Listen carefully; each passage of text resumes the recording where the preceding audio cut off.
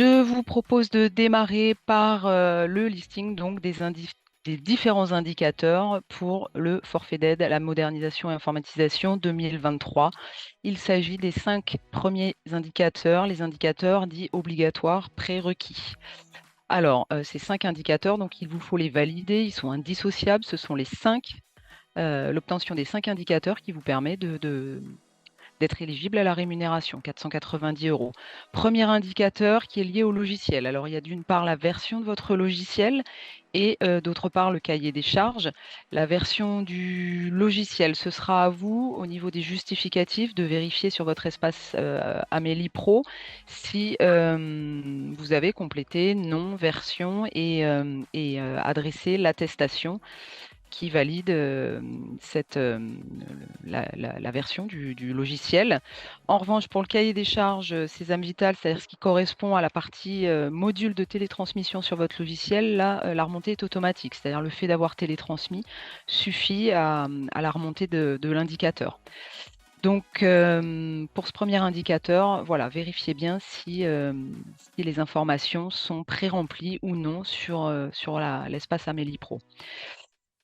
Le deuxième indicateur, la solution score, c'est le fait de numériser, télétransmettre vos pièces justificatives, les ordonnances, par le biais de votre logiciel. Et la remontée est automatique. Le fait même d'avoir télétransmis ces pièces, pareil, valide l'indicateur. Le taux de télétransmission de feuilles de soins électroniques sécurisées supérieur à 70%, la remontée est automatique et le fait d'avoir télétransmis suffit à cette remontée. Le logiciel métier, toujours, comme pour le premier indicateur, cette fois-ci, vous devez attester de la compatibilité DMP, dossier médical partagé, de votre logiciel.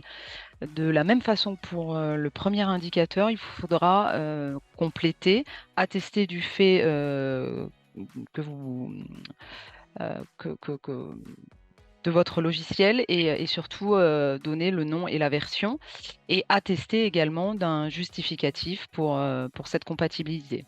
Dernier indicateur, la messagerie sécurisée de santé. À vous de vérifier de la même manière si l'indicateur est pré-rempli, auquel cas vous n'avez pas de justificatif à envoyer.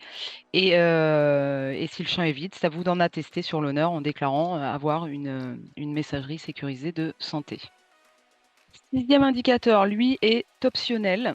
Donc, il vous faut bien sûr avoir validé les 5 premiers indicateurs obligatoires pour pouvoir déclarer cet indicateur optionnel. Il s'agit de l'implication dans une démarche de prise en charge coordonnée des patients. Si vous exercez dans ce type de prise en charge coordonnée, dans le cadre de ce type de prise en charge coordonnée, alors il vous faut attester sur l'honneur. Vous déclarez être impliqué dans une démarche de prise en charge coordonnée et vous validez l'indicateur. Donc, c'est 100 euros supplémentaires et il n'y a pas de justificatif à adresser. Par contre, vous allez attester, garder à disposition de l'assurance maladie tout justificatif validant cet indicateur. Toutes les indications concernant les différents indicateurs et notamment celui-là, la démarche de prise en charge coordonnée, sont disponibles dans le guide méthodologique sur amélie.fr ou votre portail Amélie Pro. Ma collègue Zora vous montrera où récupérer ces informations.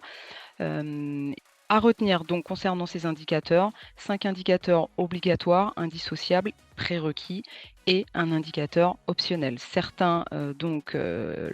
Pour certains, la remontée est automatique. Pour d'autres, c'est à vous d'aller la déclarer sur Amélie Pro. Je laisse la main à Zora pour détailler les étapes de saisie sur le portail Amélie Pro. Oui, bonjour, donc Zora Alaoui, déléguée numérique en santé.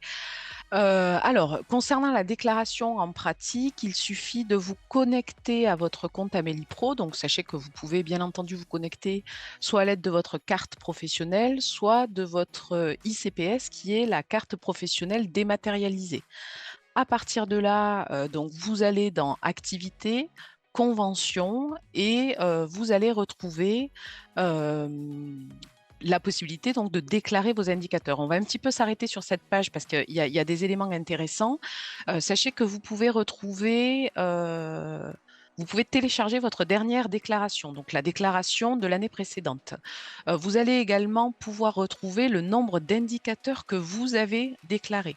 Donc, il faut vraiment veiller à ce que vous ayez déclaré le nombre exact. Si vous avez six indicateurs à déclarer, il vous faut bien avoir 6 indicateurs déclarés sur 6, que vous mentionniez oui ou non sur certains indicateurs. Vous retrouvez également dans Documents utiles un ensemble d'informations, donc notamment le guide méthodologique dont on vous a parlé précédemment, avec des informations détaillées pour chacun des indicateurs. Alors, il y a notamment la précision pour l'exercice coordonné qui est très intéressante et assez fournie parce qu'il y a plusieurs options possibles qui permettent de valider l'indicateur concernant l'exercice coordonné. Concernant la période de saisie des indicateurs, enfin, sachez que ce sera qu'au mois de janvier, donc on vous enverra un mail, bien entendu, pour vous indiquer qu'il vous faut aller les valider. Et là, donc, on retrouve pour le logiciel métier, à partir du moment où vous c'est renseigné, vous n'avez rien à envoyer, comme vous l'a indiqué Caroline. Et sinon, vous devez cliquer sur l'enveloppe et renseigner l'information concernant le logiciel métier et nous adresser en cliquant sur l'enveloppe, l'attestation de l'éditeur de logiciel qui spécifie quel logiciel vous avez et la compatibilité avec le DMP.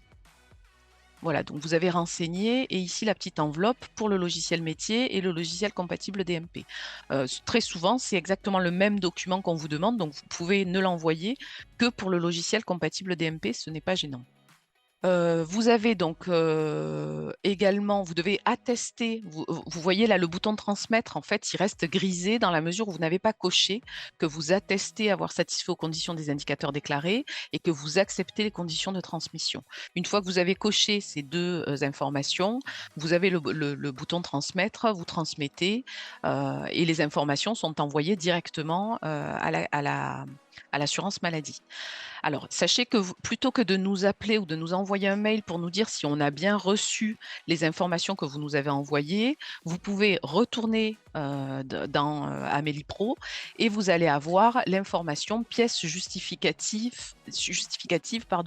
validée par la CPAM. Alors, bien entendu, ce n'est pas traité à l'instant T. Donc parfois, il y a un petit peu de délai. Enfin, on essaie de traiter au plus vite, mais vous pouvez avoir un petit moment, des délais, une journée, 2 journées, voire un petit peu plus. Mais en tout cas, l'information est visible sur votre compte Amélie Pro.